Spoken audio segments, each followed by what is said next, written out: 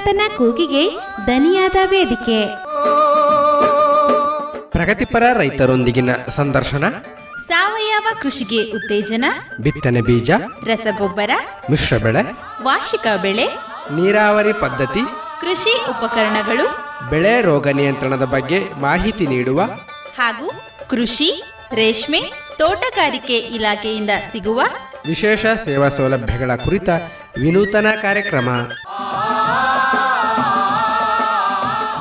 ತಪ್ಪದೇ ಕೇಳಿ ಪ್ರತಿ ಸೋಮವಾರ ಬೆಳಿಗ್ಗೆ 8:45 ಹಾಗೂ ಬುಧವಾರ ಸಂಜೆ 6:50. ಮರೆಯದೆ ಕೇಳಿ ನಿಮ್ಮ ನೆಚ್ಚಿನ ಸಮುದಾಯ ಬಾನುಲಿ ಕೇಂದ್ರದಿಂದ.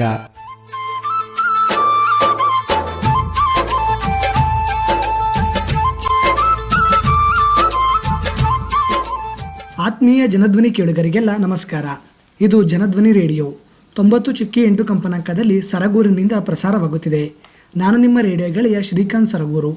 ಎಂದಿನಂತೆ ತಮ್ಮೆಲ್ಲರಿಗೂ ರೈತ ಧ್ವನಿ ಕಾರ್ಯಕ್ರಮಕ್ಕೆ ಆತ್ಮೀಯವಾದ ಸ್ವಾಗತವನ್ನು ಕೋರುತ್ತಿದ್ದೇನೆ.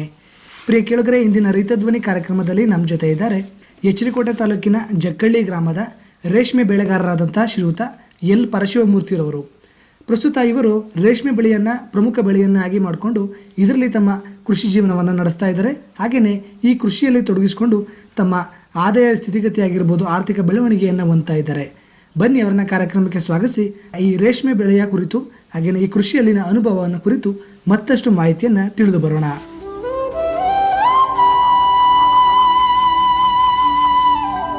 ಪರಶಿವಮೂರ್ತಿ ಅವರ ತಮಗೆ ಕಾರ್ಯಕ್ರಮಕ್ಕೆ ಸ್ವಾಗತ. ನಮಸ್ಕಾರ. ನಮಸ್ಕಾರ ಸರ್. ಮೊದಲಿಗೆ ಬಹಳ ಸಂತೋಷ, ಈ ದಿನದ ರೈತ ಧ್ವನಿ ಕಾರ್ಯಕ್ರಮದಲ್ಲಿ ತಾವು ಭಾಗವಹಿಸ್ತಾ ತಮ್ಮ ಒಂದು ಕೃಷಿ ಅನುಭವವನ್ನು ನಮ್ಮ ಜೊತೆ ಹಂಚ್ಕೊಳ್ಳಿಕ್ಕೆ ಕಾರ್ಯಕ್ರಮದಲ್ಲಿ ಮಾತಾಡ್ತಾ ಇದ್ದೀರಾ. ಮೊದಲಿಗೆ ತಾವು ಈ ಕೃಷಿಯನ್ನು ಯಾವಾಗ ಪ್ರಾರಂಭ ಮಾಡಿದ್ರಿ, ಹೇಗೆ ಪ್ರಾರಂಭ ಮಾಡಿದ್ರಿ? ಸರ್, ನನ್ನ ಹೆಸರು ಪರಶಿವಮೂರ್ತಿ ಅಂತ ಎಚ್.ಡಿ.ಕೋಟೆ ತಾಲೂಕು ಜಕ್ಕಳ್ಳಿ ಗ್ರಾಮದವನು. ನಾನು 2000ನೇ ಇಸ್ವಿಲಿ ಡಿಗ್ರಿ ಮುಗಿದಿತ್ತು ಸರ್. 2000ನೇ ಇಸ್ವಿ ಡಿಗ್ರಿ ಮುಗಿದ ಮೇಲೆ ಹಂಗೆ ಖಾಲಿ ಕೂರಬಾರ್ದು ಅಂತಂದ್ಬಿಟ್ಟು ಜಮೀನಿತ್ತು ನಮ್ಮದು. 4 ಎಕರೆ ಜಮೀನಿತ್ತು. 4 ಎಕರೆ ಜಮೀನು ಇರ್ಬೇಕಾದ್ರೆ ಏನು ಬೆಳೆ ಬೆಳೆಯೋದು ಅಂತ ಯೋಚನೆ ಮಾಡ್ದೆ. ಅವಾಗೆಲ್ಲ ಬೋರು, ನೀರಾವರಿ ಪದ್ಧತಿ ಏನೂ ಇರಲಿಲ್ಲ. ಅವಾಗ ಏನು ಮಾಡ್ದೆ, 2002ನೇ ಇಸ್ವಿಲಿ ಬೋರ್ ಮಾಡಿಸ್ತೀವಿ ಸರ್. ಬೋರ್ ಮಾಡಿದಾಗ ಫಸ್ಟ್ ಬೆಳೆಯಾಗಿ ಕಬ್ಬನ್ನು ನಾಟಿ ಮಾಡ್ದೆ.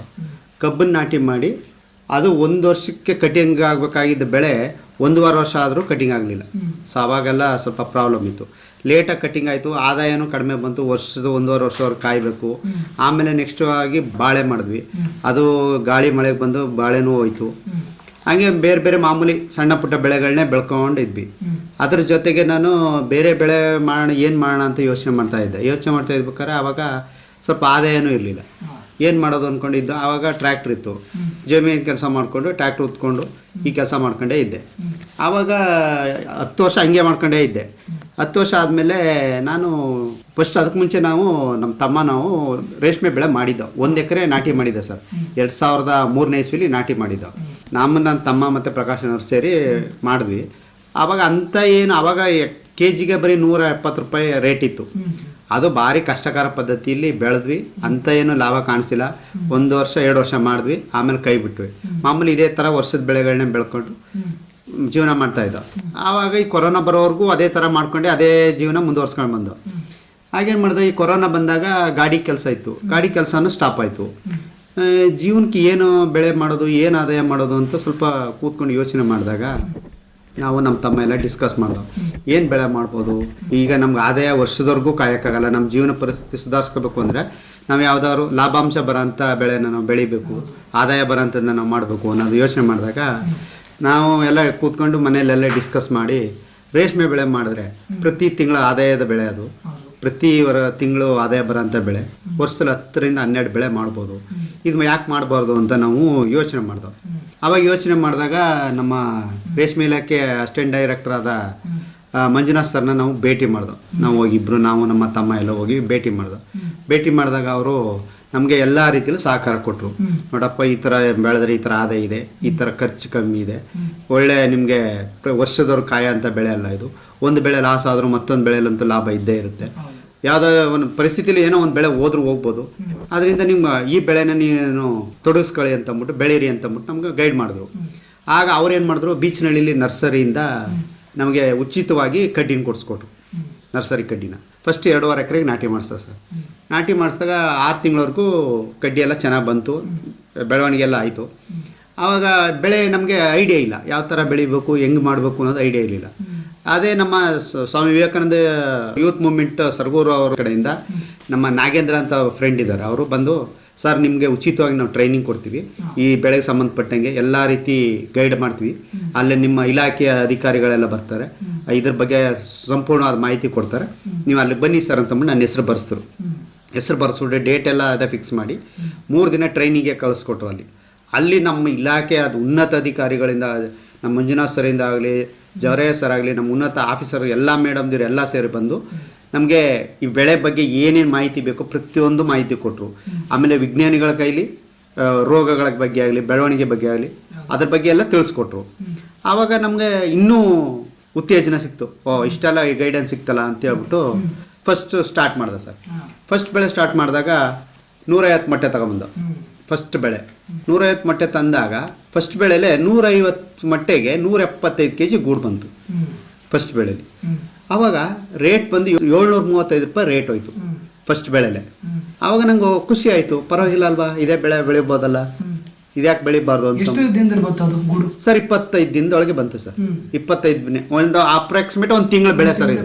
ಒಂದು 2-3 ದಿನ ಹಿಂದೆ ಮುಂದೆ ಆದ್ರೂ 1 ತಿಂಗಳು ಬೆಳೆ ಇದು. ಸೊಪ್ಪೆಲ್ಲ ರೆಡಿ ಇತ್ತು. 1 ತಿಂಗಳು ಬೆಳೆಗೆ ನನಗೆ ಖರ್ಚೆಲ್ಲ ಕಳೆದು ಅದೇ ಒಳ್ಳೆ ಆದಾಯ ಸಿಕ್ತು. ಆವಾಗ ನಾನೇನು ಮಾಡಿದೆ, ಕಂಟಿನ್ಯೂ ಮಾಡಬೇಕು ಅಂತಂದ್ಬಿಟ್ಟು ನೆಕ್ಸ್ಟ್ ಬೆಳೆ ಮಾಡಿದೆ. ಅದರಲ್ಲೂ ಅಷ್ಟೇ 600 ರೂಪಾಯಿ ರೇಟ್ ಹೋಯ್ತು, ಅದರಲ್ಲೂ ಆದಾಯ ಸಿಕ್ತು. ಇವಾಗ ಏನಂದರೆ ಒಂದು 500ರಿಂದ 550 ರೂಪಾಯಿ ಅವರೇಜಲ್ಲಿ ಇದೆ ರೇಟು. ಏನೋ ಅಂತ ಲಾಸ್ ಏನಿಲ್ಲ, ಅತಿ ಲಾಭನೂ ಇಲ್ಲ, ಒಂದು ಅವರೇಜಾಗಿ ಹೋಗ್ತಾ ಇದೆ, ಮೋಸ ಇಲ್ಲ, ಮಾಡ್ಬೋದು ಅನಿಸ್ತು. ಆಗೇನು ಮಾಡಿದೆ, 2.5 ಎಕರೆ ಇದ್ದ ನಾಟಿನ 5 ಎಕರೆ ಮಾಡಿದೆ. 2.5 ಎಕರೆ ಮತ್ತೆ ಎಕ್ಸ್ಟ್ರಾ ಮಾಡಿದೆ, ಆಗ 5 ಎಕರೆ ಆಯಿತು. 5 ಎಕರೆ ಆದಮೇಲೆ ನನಗೆ ಇನ್ನೂ ಮಾಡಬೇಕು ಅನಿಸ್ತು. ಅವಾಗ ಏನು ಮಾಡಿದೆ, ಮತ್ತೆ 2.5 ಎಕರೆ ನಮ್ಮ ತಮ್ಮಂದ ಗುತ್ತಿಗೆ ತಗೊಂಡು ಅದಕ್ಕೂ ನಾಟಿ ಮಾಡಿಸಿದ್ದೀನಿ. ಹಾಗಾಗಿ 7.5 ಎಕರೆ ನಂದೇ ಪ್ಲಾಂಟೇಶನ್ ಆಯಿತು. ಈಗ ಅದರಲ್ಲಿ ಪ್ರತಿ ತಿಂಗಳು 400ರಿಂದ 500 ಮೊಟ್ಟೆ ಮೇಯಿಸ್ತಾ ಇದ್ದೀನಿ ಸರ್ ಪ್ರತಿ ತಿಂಗಳು. ಅದರಿಂದ ಕೆಜಿಗೆ 500 ರೂಪಾಯಿ ರೇಟಂಗೆ ಹೋದ್ವಿ 2ರಿಂದ 2.5 ಲಕ್ಷ ರೂಪಾಯಿ ದುಡ್ಡಾಗುತ್ತೆ. ಆದರೆ ಖರ್ಚು ಅಷ್ಟೇ ಇದೆ ಸರ್. ವ್ಯವಸಾಯದಲ್ಲಿ ಈಗ ಕಾರ್ಮಿಕರ ಸಮಸ್ಯೆ ಇರೋದ್ರಿಂದ ಸ್ವಲ್ಪ ಹೆಚ್ಚಿಗೆ ಕೊಟ್ಟು ಕರೆದಬೇಕಾಗಿರೋದ್ರಿಂದ ಖರ್ಚು ಈಗ 500 ಮೊಟ್ಟೆ ಮೇಯಿಸ್ಬೇಕು ಅಂದರೆ 70ರಿಂದ 80 ಸಾವಿರ ರೂಪಾಯಿ ಖರ್ಚು ಬರುತ್ತೆ ಸರ್. ಅಷ್ಟು ಖರ್ಚು ಕಳೆದ್ರೂ 1,80,000 ರೂಪಾಯಿವರೆಗೂ 1.5ರಿಂದ 1.80 ಉಳಿತದೆ ಸರ್. ಹಾಗಾಗಿ ಈ ಬೆಳೆ ನಮಗೆ ಲಾಭದಾಯಕ ಅನಿಸ್ತಾ ಇದೆ. ಹಾಗಾಗಿ ಪ್ರತಿ ತಿಂಗಳು ಬ್ಯಾಚ್ ಬೈ ಬ್ಯಾಚ್ ಕಂಟಿನ್ಯೂ ಇದೆ, ನಂದು ಯಾವುದೇ ಗ್ಯಾಪ್ ಇಲ್ಲ. 10 ದಿನ ಮಾತ್ರ ಮನೆಗೆ ಗ್ಯಾಪ್ ಕೊಡ್ತೀವಿ, ಮನೆ ಕ್ಲೀನಿಂಗ್ ಮತ್ತು ಎಲ್ಲ ಇದು ಮಾಡೋಕ್ಕೋಸ್ಕರ 10 ದಿನ ಗ್ಯಾಪ್ ಕೊಡ್ತೀವಿ. ಕಂಟಿನ್ಯೂಟಿ ಬ್ಯಾಚ್ ಇರುತ್ತೆ ಪ್ರತಿ ತಿಂಗಳು. ವರ್ಷದಲ್ಲಿ ಹೆಂಗೆ ಕಳೆದ್ರು 10ರಿಂದ 11 ಬ್ಯಾಚ್ ಕಂಟಿನ್ಯೂಟಿ ಇರುತ್ತೆ ಒಂದು ವರ್ಷದಲ್ಲಿ. ಆದ್ದರಿಂದ ಆಮೇಲೆ 2 ಮನೆ ಇದೆ, ಮನೆ ಶಿಫ್ಟ್ ಮಾಡ್ತಾ ಇರ್ತೀವಿ. ನಂದು 2 ಮನೆ ಇದೆ. ಸೊ ಹಂಗಾಗಿ ಆ ಮನೆನ ತಾಂತ್ರಿಕವಾಗಿ ಯಾವ ಥರ ನಮ್ಮ ಅನುಕೂಲಗಳಿಗೆ ಬೇಕು ಆ ಥರ ನಮ್ಮ ಸಾಹೇಬರು ಗೈಡ್ ಮಾಡಿರೋದ್ರಿಂದ ಎಲ್ಲ ರೀತಿಯಲ್ಲೂ ಪೂರಕವಾಗಿ ಒಳ್ಳೆ ಗಾಳಿ ವಾತಾವರಣ ಇದ್ದು ಚೆನ್ನಾಗಿ ಬೆಳೆ ಬರುವಂಥ ಎಲ್ಲ ಮಾಹಿತಿನೂ ಕೊಟ್ಟಿರೋದ್ರಿಂದ ಅದೇ ಪ್ರಕಾರವಾಗಿ ಮನೆ ನಿರ್ಮಾಣ ಮಾಡಿದ್ದೀವಿ. ಈಗ ತಾವು ಈ ರೇಷ್ಮೆ ಬೆಳೆಯನ್ನು ಆರಂಭ ಮಾಡೋಕ್ಕೂ ಮುಂಚೆ ಇತರೆ ಆಹಾರ ಪದಾರ್ಥಗಳಾಗಿರ್ಬೋದು ಮತ್ತು ವಾಣಿಜ್ಯ ಬೆಳೆಗಳಾಗಿರ್ಬೋದು ಇವುಗಳನ್ನ ಬೆಳೀತಾ ಇದ್ರೆ ಅದರಲ್ಲಿ ಹೆಚ್ಚು ಲಾಭನೂ ಕಾಣಕ್ಕಾಗ್ತಿರಲಿಲ್ಲ, ಅದು ದೀರ್ಘಾವಧಿಯ ಆಗ್ತಾ ಇತ್ತು ಅದು ಬೆಳೆ ಕೈಗೆ ಸಿಗೋದಕ್ಕೆ. ಆ ನಿಟ್ಟಿನಲ್ಲಿ ತಾವು ಈ ರೇಷ್ಮೆ ಕೃಷಿಗೆ ಬಂದಂಥ ಸಂದರ್ಭದಲ್ಲಿ ನಮ್ಮ ಸ್ವಾಮಿ ವಿವೇಕಾನಂದ ಯೂತ್ ಮೂವ್ಮೆಂಟ್ ಕಡೆಯಿಂದ ಒಂದು ತರಬೇತಿಯನ್ನು ಪಡ್ಕೋತೀರಾ ಮತ್ತು ಇಲಾಖೆಯ ಮಾರ್ಗದರ್ಶನ ಕೂಡ ಪಡ್ಕೋತೀರಾ. ತಾವು ಈ ರೇಷ್ಮೆ ಬೆಳೆಯನ್ನು ಬೆಳೆಯೋದಕ್ಕೆ ಆರಂಭ ಮಾಡಿದಂಥ ಸಂದರ್ಭದಲ್ಲಿ ಇಲಾಖೆಗಳಿಂದ ಏನಾದರೂ ಸೇವಾ ಸೌಲಭ್ಯಗಳನ್ನ ಪಡ್ಕೊಂಡಿದ್ದುಂಟ, ಅದು ಮನೆಯನ್ನು ಕಟ್ಕೊಂಡಾಗಿರ್ಬೋದು ಅಥವಾ ಶೆಡ್ಗಳನ್ನು ಕಟ್ಟೋದಕ್ಕಾಗಿರ್ಬೋದು, ಈ ಥರ ಇಲಾಖೆಗಳಿಂದ ಏನಾದರೂ ಸಹಕಾರ ಸಿಕ್ಕಿತ್ತ? ಹೌದು ಸರ್, ಸಹಕಾರ ಚೆನ್ನಾಗಿ ಸಿಕ್ಕಿದೆ. ನಮ್ಮ ಸಾಹೇಬ್ರೆ ಪ್ರತಿಯೊಂದು ಇದಕ್ಕೆ ಬೇಕಾದಂಥ ಔಷಧಿಗಳನ್ನೆಲ್ಲ ಉಚಿತವಾಗಿ ಕೊಡ್ತಾರೆ. ಎಲ್ಲ ರೀತಿಯ ಉಚಿತ ಚಂದ್ರಿಕೆಗಳಾಗಲಿ ಔಷಧಿಗಳಾಗಲಿ ಎಲ್ಲ ಕೊಡ್ತಾರೆ. ಮನೆ ನಿರ್ಮಾಣಕ್ಕೆ 3.5 ಲಕ್ಷ ಸಬ್ಸಿಡಿನೂ ಕೊಟ್ಟಿದ್ದಾರೆ. ನಾನು 25-50 2 ಮನೆ ಕಟ್ಟಿದ್ದೀನಿ. ಸೊ ಹಂಗಾಗಿ ಒಂದಕ್ಕೆ ಸಬ್ಸಿಡಿ ಸಿಕ್ಕಿದೆ, ಇನ್ನೊಂದು ಎಕ್ಸ್ಟ್ರಾ ನಾನೇ ಸ್ವಂತವಾಗಿ ಮಾಡ್ಕೊಂಡಿದ್ದೀನಿ. ನಾನು ಬ್ಯಾಚ್ ಬೈ ಬ್ಯಾಚ್ ಶಿಫ್ಟ್ ಮಾಡೋಕ್ಕೋಸ್ಕರ 2 ಮನೆ ಮಾಡ್ಕೊಂಡಿದ್ದೀನಿ. ಹಾಗಾಗಿ ಕಂಟಿನ್ಯೂಟಿ ಬೆಳೆ ಮಾಡ್ತಾ ಇದ್ದೀನಿ ಸರ್. ಈಗ ರೇಷ್ಮೆ ಬೆಳೆಯನ್ನು ಇಲಾಖೆ ಮಾರ್ಗದರ್ಶನ ಮತ್ತು ತರಬೇತಿಯನ್ನು ಪಡ್ಕೊಂಡ ನಂತರ ಈ ರೇಷ್ಮೆ ಬೆಳೆಯನ್ನು ಬೆಳೆಯೋದಕ್ಕೆ ಶುರು ಮಾಡಿದಂಥ ಸಂದರ್ಭದಲ್ಲಿ ಸರ್, ಈ ಹುಳಗಳ ತಂದು ಅವುಗಳು ಮೇಯಂಥ ಸಂದರ್ಭದಲ್ಲಿ ಆಗೋದು, ಅವಕ್ಕೆ ರೋಗ ಬಾಧೆ ತಗಲೋದಾಗಿರ್ಬೋದು, ಇನ್ಯಾವುದಾದ್ರು ಒಂದು ಸಮಸ್ಯೆ ಎದುರಾಗಿರ್ಬೋದು, ಏನಾದರೂ ಸವಾಲುಗಳು ಎದುರಾಗಿದ್ದುಂಟ ಆರಂಭ ದಿನಗಳಲ್ಲಿ? ಇದೆ ಸರ್, ಎಲ್ಲದರಲ್ಲೂ ಸವಾಲುಗಳು ಇದ್ದೇ ಇರುತ್ತೆ. ಏನೇ ಮಾಡಬೇಕಾದ್ರೂ ಕಷ್ಟ ಅನ್ನೋದು ಇದ್ದೇ ಇರುತ್ತೆ. ಕಷ್ಟದಿಂದ ಸುಖ ಇರುತ್ತೆ. ಫಸ್ಟೇ ಸುಖ ಯಾವತ್ತೂ ಸಿಗೋದಿಲ್ಲ, ಕಷ್ಟಪಟ್ಟಾಗಲೇ ಸುಖ ಸಿಗೋದು. ಆದ್ದರಿಂದ ನನಗೂ 2 ಬ್ಯಾಚಲ್ಲಿ ಹುಳ ಫೇಲ್ಯೂರ್ ಆಯಿತು. ಏನಕ್ಕೆ ಅಂದರೆ ಮಳೆ ವಾತಾವರಣ, ಥಂಡಿ ವಾತಾವರಣ ಎಲ್ಲ ಬಂದ ಮೇಲೆ ಸ್ವಲ್ಪ ಹುಳ ಸಪ್ಪೆ ರೋಗಕ್ಕೆ ಬಂತು. ಸಪ್ಪೆ ರೋಗ ಹೋಗ್ತಾಯಿತ್ತು. ಆದರೆ ಸಂಪೂರ್ಣವಾಗಿ ಲಾಸ್ ಏನಾಗಲಿಲ್ಲ, ಆದರೆ ಒಂದು 20-25% ಹೋಯ್ತು, ಆದರೆ 75% ಉಳ್ಕೊತು. ಆದರೆ ಆ ಲಾಸ್ ಅಂತೂ ಆಗಲಿಲ್ಲ, ನನಗೆ ಹಾಕಿದ್ರಲ್ಲೂ ಲಾಭ ಸಿಕ್ಕಿದೆ, ಲಾಸ್ ಏನು ಬಂದಿಲ್ಲ, ಚೆನ್ನಾಗಿ ಬಂತು. ಸ್ವಲ್ಪ 25 ಭಾಗ ಹೋಯ್ತು, 2 ಬೆಳೆಯಲ್ಲಿ ಮಾತ್ರ ಹೋಗಿದೆ. ಈಗ ನಾನು ಇಷ್ಟು ವರ್ಷದಲ್ಲಿ ಬೆಳೆದಿರೋದ್ರಲ್ಲಿ 2 ಬೆಳೆ ನಂದು ಫೇಲ್ಯೂರ್ ಆಗಿರೋ. ಫೇಲ್ಯೂರ್ ಅಂದರೆ ಕಂಪ್ಲೀಟ್ ಫೇಲ್ಯೂರ್ ಏನಿಲ್ಲ, 25 ಭಾಗದಷ್ಟು ಸಪ್ಪೆ ಹುಳ ಮತ್ತು ಈ ಥಂಡಿ ವಾತಾವರಣದಿಂದ ಇದಾಗಿದೆ ಸರ್. ಅದಕ್ಕೋಸ್ಕರ ಸ್ವಲ್ಪ ಹೋಯ್ತು, ಇಪ್ಪಕ್ಕೆಲ್ಲ ಚೆನ್ನಾಗಿ ಬರ್ತಾ ಇದೆ. ಸೊ ಈಗ ಪ್ರಸ್ತುತವಾಗಿ ನೋಡ್ತು ಅಂದರೆ ಮಳೆಗಾಲ, ಹೌದು, ತುಂಬ ಮಳೆ ಬೀಳ್ತಾ ಇರುತ್ತೆ, ಶೀತ ಜಾಸ್ತಿ ಇರುತ್ತೆ. ಈಗ ರೇಷ್ಮೆ ಹುಳುಗಳಿಗೆ ಅದರದೇ ಆದಂಥ ಉಷ್ಣಾಂಶತೆಯನ್ನು ಕಾಪಾಡ್ಕೋಬೇಕಾಗುತ್ತೆ, ಮತ್ತು ಗಾಳಿ ವಾತಾವರಣ ಆಗಿರ್ಬೋದು, ಇದೆಲ್ಲ ಕಾಪಾಡ್ಕೋಬೇಕಾಗುತ್ತೆ. ಈಗ ತಾವು ಯಾವ ರೀತಿ ವ್ಯವಸ್ಥೆ ಮಾಡ್ಕೊಂಡಿದ್ದೀರಾ ಈ ವಾತಾವರಣ ಸೃಷ್ಟಿ ಮಾಡೋ ನಿಟ್ಟಿನಲ್ಲಿ? ಸರ್, ಈಗ ನಾವು ಮಳೆ ವಾತಾವರಣ ಬಂದಾಗ ಮತ್ತು ಚಳಿಗಾಲಕ್ಕೆಲ್ಲ ಹೀಟ್ರ್ಗಳನ್ನ ಉಪಯೋಗಿಸ್ಬೇಕು. ಈಗ ಥಂಡಿ ಸಿಕ್ಕಾಪಟ್ಟೆ ಕೋಲ್ಡ್ ಆದಾಗ ಮನೆಯ ಟೆಂಪ್ರೇಚರ್ನ ನಾವು 27 ಡಿಗ್ರಿ 28 ಡಿಗ್ರಿ ವಾತಾವರಣದಲ್ಲಿ ಅದನ್ನು ಬೆಳವಣಿಗೆ ಮಾಡ್ಬೇಕು ಸರ್. 27 ಡಿಗ್ರಿ ಟೆಂಪ್ರೇಚರ್ ಇದ್ರೇನ ಅದನ್ನ ಒಂದು ಆರೋಗ್ಯವಾಗಿ ಹುಳ ಬೆಳವಣಿಗೆ ಬರುತ್ತೆ. ಅದಕ್ಕಿಂತ ಕಡಿಮೆ ಆದಾಗ ನಾವು ಹೀಟ್ರ್ಗಳನ್ನ ಹಾಕತ್ತೀವಿ, ಇದ್ದಲುಗಳು ಹಾಕಿ ಸ್ವಲ್ಪ ಕಾವು ಕೊಟ್ಟು ಸ್ವಲ್ಪ ಮನೆಯೆಲ್ಲ ಟೆಂಪ್ರೇಚರ್ ರೈಸ್ ಆಗೋ ಥರ ಮಾಡ್ಕೋತೀವಿ. ಟೆಂಪ್ರೇಚರ್ ಅಕಸ್ಮಾತ್ ಫುಲ್ಲು ಹೈ ಆದಾಗ 30 ಕ್ರಾಸ್ ಆದಾಗ ಮನೆ ಮೇಲ್ಗಡೆ ಸ್ಪ್ರಿಂಕ್ಲರ್ಗಳು ಫಿಕ್ಸ್ ಮಾಡಿದ್ವಿ, ಅದರಿಂದ ನೀರುಗಳನ್ನ ಸ್ಪ್ರೇ ಮಾಡಿ ಕೋಲ್ಡ್ ಮಾಡ್ತೀವಿ. ಈ ಥರ ವೇರಿಯೇಷನ್ ಮಾಡಿಸ್ಕೋತೀವಿ ಸರ್. ಕೋಲ್ಡ್ ಆದಾಗ ಹೀಟ್ ಕೊಟ್ಕೋತೀವಿ, ಹೀಟ್ ಆದಾಗ ಕೋಲ್ಡ್ ಮಾಡ್ಕೋತೀವಿ. ಆ ಥರ ವ್ಯವಸ್ಥೆ ಮಾಡ್ಕೊಂಡಿದ್ವಿ. ಹೀಟ್ರ್ ಮಿಷಿನ್ಗಳು ಇಟ್ಕೊಂಡಿದ್ವಿ. ಹೀಟ್ರ್ ಮಿಷಿನ್ಗಳಿಲ್ಲ ಅಂತಂದರೆ ಹುಳುಗಳು ಸಪ್ಪೆ ರೋಗ ಬರುತ್ತೆ, ಮತ್ತೆ ಸುಣ್ಕಟ್ಟು ರೋಗ ಬರುತ್ತೆ. ಇವನ್ನೆಲ್ಲ ನೋಡ್ಕೊತಾ ಇರಬೇಕು. ಕೋಲ್ಡ್ ಆದಾಗ ಸುಣ್ಕಟ್ಟು ರೋಗ ಬರುತ್ತೆ, ಸಪ್ಪೆ ರೋಗಗಳು ಬರ್ತವೆ. ನೀರು ಸೊಪ್ಪು ತಿಂದಾಗ ಹುಳುಗಳೆಲ್ಲ ಈ ಥರ ಆರೋಗ್ಯದಲ್ಲಿ ಏರುಪೇರಾಗ್ತವೆ. ಈಗ ಸೊಪ್ಪುಗಳನ್ನು ಸರ್, ಈಗ ಮಳೆಗಾಲ ಆಗಿರೋದ್ರಿಂದ ನೀರು ಬಿದ್ದಂಥ ಸೊಪ್ಪುಗಳನ್ನ ನೇರವಾಗಿ ಹುಳುಗಳಿಗೆ ಹಾಕೋಕ್ಕಾಗಲ್ಲ, ಅದು ಏನಾದರೂ ಇನ್ಫೆಕ್ಷನ್ ಆಗ್ಬೋದು. ಈ ಸಂದರ್ಭದಲ್ಲಿ ಈ ಸೊಪ್ಪನ್ನ ಯಾವ ರೀತಿ ಸರ್ ಹಂಗೆ ಆ ಥರ ಸಿಸ್ಟಮ್ ಆ ಥರ ಬಂದಾಗ ವಾತಾವರಣ ಬಂದಾಗ ಸರ್ ನಾಳೆ ಕೊಡುವಂಥ ಸೊಪ್ಪನ್ನ ನಾವು ಹಿಂದಿನ ದಿನನೇ ಕಟ್ ಮಾಡ್ಕೋತೀವಿ. ಹಿಂದಿನ ದಿನ ಕಟ್ ಮಾಡ್ಕೊಂಡು ನಮ್ದು ಇಲ್ಲಿ ಶೆಡ್ ಮಾಡ್ಕೊಂಡಿದೀವಿ, ಒಂದು 30-50 ಶೆಡ್ ಮಾಡ್ಕೊಂಡಿದೀವಿ. ಅದನ್ನೆಲ್ಲ ದಾರಕ್ಕೆ ಕಟ್ಟಿ ತೂಗ ಹಾಕಿ ಒಂದು ದಿನ ಮುಂಚಿತವಾಗಿ ಒಣಗಿಸ್ಕೋತೀವಿ ಸರ್. ನೀರು ಅಂದರೆ ಗಾಳಿಲೇ ಅಲ್ಲದೆ ಡ್ರೈ ಆಗಿಬಿಡುತ್ತೆ. ಹಂಗೆ ಕಟ್ಟಿ ನಿಲ್ಸ್ಕೊಬಿಟ್ರೆ ಅದು ಡ್ರೈ ಆಗುತ್ತೆ. ಅದನ್ನು ನಾಳೆಗೆ ಹಾಕ್ತೀವಿ. ನಾಳಿದ್ದು ಹಾಕೋ ಸೊಪ್ಪನ್ನ ನಾಳೆ ಕಟ್ ಮಾಡ್ಕೊತೀವಿ. ಹಂಗೆ ಒಂದು ದಿನ ಮುಂಚಿತವಾಗಿ ನಾವು ಸೊಪ್ಪನ್ನೆಲ್ಲ ಕಟಾವು ಮಾಡಿ ಶೇಖರಣೆ ಮಾಡ್ತೀವಿ. ಸರ್, ಈಗ ರೇಷ್ಮೆ ಹುಳುಗಳ ಮೊಟ್ಟೆ ತಂದಾಗ್ಲಿಂದ ಹಿಡಿದು ಅದು ಗೂಡು ಕೊಟ್ಟುವರೆಗೂ ಯಾವ ರೀತಿ ಅದ್ರದ್ದು ಪ್ರಕ್ರಿಯೆ ಹೇಗಿರುತ್ತೆ ಸರ್? ಸರ್, ಈಗ ನಮ್ಮ ಚಾಕಿ ಸಾಕಾಣಿಕೆ ಕೇಂದ್ರದಿಂದ ನಮಗೆ 2ನೇ ಜ್ವರ ಮೇಯಿಸಿ ನಮ್ಗೆ ಹುಳ ಕೊಡ್ತಾರೆ. ಅಲ್ಲಿಂದ ನಾವು ಪ್ರತಿ 3ನೇ ಜ್ವರದ 4ನೇ ಜ್ವರ ಮತ್ತು 5ನೇ ಜ್ವರದ ಅಲ್ಲಿವರೆಗೂ ನಾವೇ ಸೊಪ್ಪನ್ನ ಅದು ಫಸ್ಟ್ ದಿವಸ 3ನೇ ಜ್ವರದಲ್ಲಿ 6 ಸೊಪ್ಪು, 4ನೇ ಜ್ವರದಲ್ಲಿ 7 ಸೊಪ್ಪು ಈ ಥರ ಕೊಟ್ಕೊಂಡು ಅದನ್ನು ಮೇಂಟೈನ್ ಮಾಡಿಕೊಂಡು ಜ್ವರಕ್ಕೆ ಬರ್ಸ್ಬೇಕು. ಜ್ವರಕ್ಕೆ ಬರುವಾಗ ಕರೆಕ್ಟಾಗಿ ನೋಡ್ಕೋಬೇಕು, ಆರೋಗ್ಯವಾಗಿದೆಯಾ, ಅದರಲ್ಲಿ ಏನು ವೇರಿಯೇಷನ್ ಕಾಣ್ತಾ ಇದೆ, ಜ್ವರಕ್ಕೆ ಹೆಂಗೆ ಯಾವ ಟೈಮಲ್ಲಿ ಕೂರ್ತವೆ, ಯಾವ ಜ್ವರದಿಂದ ಯಾವಾಗ ಎದ್ದೇಳ್ತವೆ, ಇದನ್ನು ಸೂಕ್ಷ್ಮ ಗಮನಿಸ್ಕೊಂಡ್ರೆ ಅದರಲ್ಲಿ ಯಾವುದೇ ಥರ ಫೇಲ್ಯೂರ್ ಆಗಲ್ಲ. ಅಕಸ್ಮಾತ್ ನಾವು ಜ್ವರ ಕೂರಿಸುವಾಗಲೂ ವೇರಿಯೇಷನ್ ಆಗುತ್ತೆ, ಜ್ವರದಿಂದ ಎದ್ದಾಗಲೂ ಅಷ್ಟೇ. ಜ್ವರಕ್ಕೆ ಕೂತ್ಕೊಳ್ಳುವಾಗಲೂ ಸೊಪ್ಪು ಹಾಕೋಕೆ ಹೋಗ್ಬಾರ್ದು, ಜ್ವರದಿಂದ ಕರೆಕ್ಟಾಗಿ ಎದ್ದಿಲ್ಲ ಅಂದ್ರೂ ಸೊಪ್ಪು ಹಾಕೋಕೆ ಹೋಗ್ಬಾರ್ದು. ಇದನ್ನೆಲ್ಲ ಸೂಕ್ಷ್ಮ ಗಮನಿಸಿದ್ರೆ ಅದನ್ನು ನಾವು ಕಂಡುಹಿಡ್ಕೋಬೋದು ಸರ್. ಇಲ್ಲ ಅಂದರೆ ಫೇಲ್ಯೂರ್ ಆಗ್ಬಿಡ್ತೀವಿ ಅದರಲ್ಲಿ.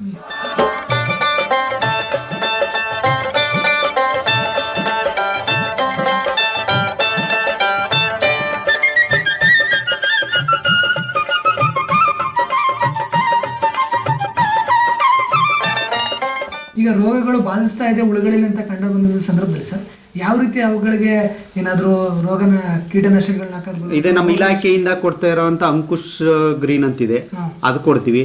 ಮತ್ತೆ ಸುಟ್ಟು ಸುಣ್ಣ ಕೊಡ್ತೀವಿ. ಈ ಸುಟ್ಟು ಸುಣ್ಣನ ಸ್ಪ್ರೇ ಮಾಡಿದಾಗ ಯಾವುದೇ ಇದು ಒಂಥರ ಆಂಟಿಬಯೋಟಿಕ್ ಇದ್ದಂಗೆ ಸರ್ ಸುಣ್ಣ. ಈ ನಮ್ಮ ರೇಷ್ಮೆ ಹುಳುಗೆ ಸುಣ್ಣ ಅನ್ನೋದು ಒಂಥರ ಆಂಟಿಬಯೋಟಿಕ್ ಇದ್ದಂಗೆ.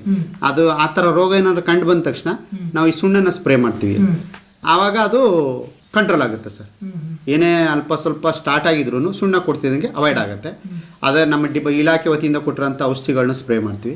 ಸೊ ಹಂಗಾಗಿ ನಾವು ಅದನ್ನೆಲ್ಲ ನಾವು ಸೂಕ್ಷ್ಮವಾಗಿ ಗಮನಿಸಬೇಕು. ಸೂಕ್ಷ್ಮವಾಗಿ ಗಮನಿಸಿದಾಗಲೇ ಅದರಲ್ಲಿ ಏನು ರೋಗ ಇದೆ, ಏನು ರೋಗ ತಗಲಿದೆ, ಇದಕ್ಕೆ ಮುನ್ನೆಚ್ಚರಿಕೆ ಕ್ರಮ ಏನು ಅನ್ನೋದನ್ನೆಲ್ಲ ನಾವು ಅಬ್ಸರ್ವ್ ಮಾಡಬೇಕು. ಪ್ರತಿದಿನ ನಂದು ಏನಂದರೆ ಫಸ್ಟ್ ಕೆಲಸ ನಾನು ಹುಳುವಿನ ಮನೆಗೆ ಹೋಗಿ ಫಸ್ಟ್ ಒಂದು ರೌಂಡು ಸುತ್ತ ವಾಚ್ ಮಾಡ್ತೀನಿ ಸರ್. ಪ್ರತಿ ಬ್ಯಾಚ್ ರ್ಯಾಕ್ ಇದೆ, ಈ ಕಡೆ ಒಟ್ಟು 12 ರ್ಯಾಕ್ ಇರುತ್ತೆ. 12 ರ್ಯಾಕ್ನು ಪ್ರತಿ ರ್ಯಾಕು ವಾಚ್ ಮಾಡ್ತೀವಿ. ಹುಳ ಏನಾಗ್ತಾ ಇದೆ, ಯಾವ ಸ್ಟೇಜಲ್ಲಿದೆ, ಯಾವ್ದಾದ್ರು ರೋಗಕ್ಕೆ ಬಂದಿದೆಯಾ, ರೋಗ ತುತ್ತಾಗ್ತಾ ಇದೆಯಾ, ಇದನ್ನೆಲ್ಲ ಸೂಕ್ಷ್ಮ ಗಮನಿಸಿದಾಗ ಅದ್ರ ಬಗ್ಗೆ ನಮಗೊಂದು ಗೊತ್ತಾಗುತ್ತೆ. ಇದು ಈ ಥರ, ಇದು ಜ್ವರದಲ್ಲಿ ಕೂತಿದಾಗ ಈ ಥರ ಬರುತ್ತೆ, ಜ್ವರದಿಂದ ಎದ್ದಿಲ್ಲ ಅಂದಾಗ ಈ ಥರ ಆಗುತ್ತೆ. ಅವನ್ನೆಲ್ಲ ನಾನು ಸೂಕ್ಷ್ಮ ಗಮನಿಸಿದಾಗ ಅದಕ್ಕೇನು ಮೆಡಿಸಿನ್ ಬೇಕೋ ಅದನ್ನು ನಾವು ಕೊಡ್ತೀವಿ. ಏನಿಲ್ಲ, ಸುಣ್ಣನೇ ಮೇಯ್ನ್.